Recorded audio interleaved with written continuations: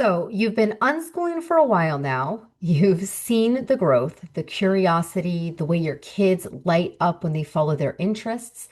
But every time you see certain family members, it's the same thing.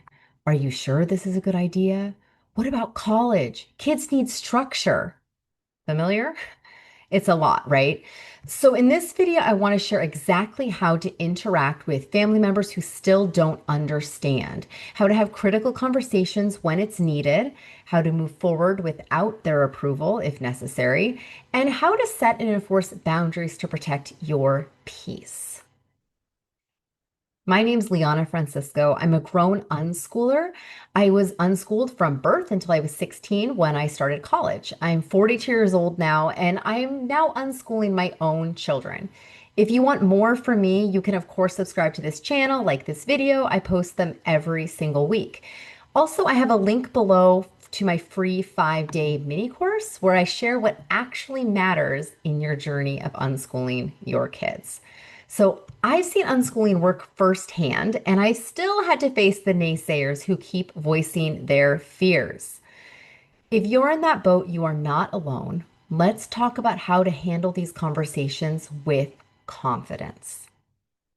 Before you even get into it with them, make sure to check in with yourself.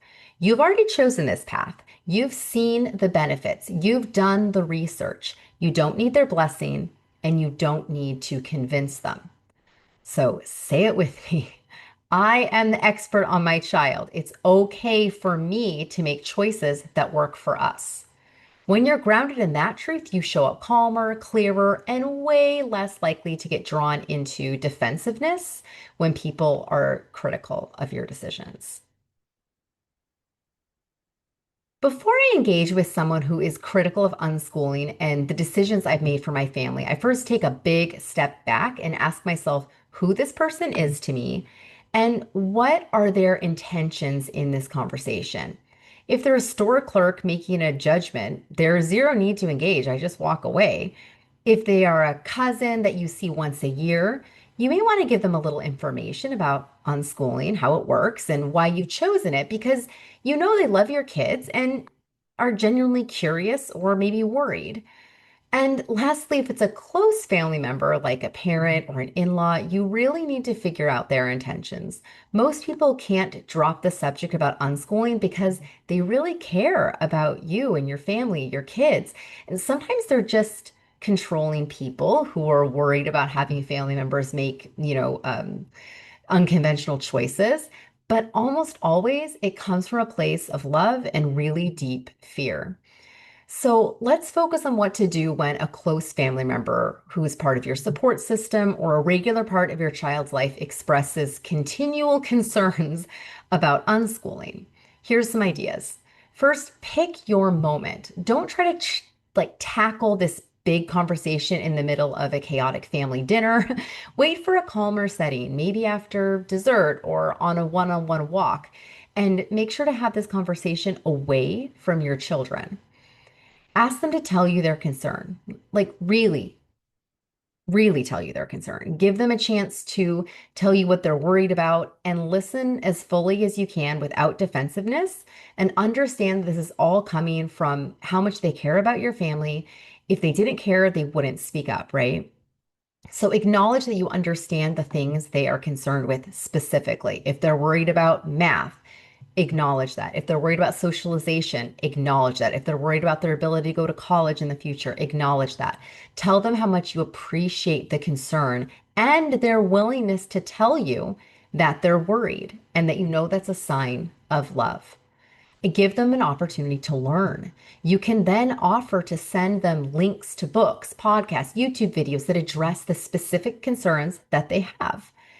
And tell them that those questions and concerns that they have were the ones that you had in the beginning as well until you learned more. Let them know that it turns out most of those concerns are actually myths and don't occur in unschooling families on a regular basis, and that there's ways to avoid those things from ever occurring if you're intentional about your unschooled family life and planning. So you're not trying to win them over. You're showing them that this isn't a whim. that you understand their concerns, that you hear them, and that you are choosing to unschool your kids. It's hard when you love someone and they still don't get it. And don't take on their fear about unschooling. It isn't your work to do, it's their work to do. You can keep a good relationship with someone without giving them authority over your choices. Your kids' education is not a group project. You've seen their growth, let that be enough. You are allowed to move forward with confidence, even if family members will never agree with your choices. Some people won't stop bringing it up, right? And that's when boundaries come in. So state your boundary really clearly with somebody that won't drop the subject. I know you care, you can say, but we're not open to criticism about unschooling. Let's talk about something else. If they keep pushing, you can say something like, I've actually answered that before. I'd really like to enjoy this visit. Let's change the subject. Those this can be a hard thing to do because we're not used to engaging with people this way. But it's critical if we want to have a good relationship with people. If there's something we disagree about that we're simply not going to agree on, it doesn't make sense to continually have the conversation that creates tension. So, lastly, you might need to limit access. Sometimes people are unwilling to drop the subject. And again, that's not your fault. That's not your problem. That's their work to do. So, if someone consistently undermines you or says things in front of your kids that are harmful, it's okay to step back from how often and in what context you see them. Perhaps you go out to lunch with them regularly, but your children don't come until they learn that they can't talk that way in front of them. Not everyone will see what you see. And that's okay. Unschooling isn't the right decision for all families, but it's your decision to make. It's important to stand firmly in that power. You can stay grounded in that. You can have critical conversations without losing your cool. It's a wonderful thing to model for your children. And you can set clear boundaries that keep your home and your heart safe.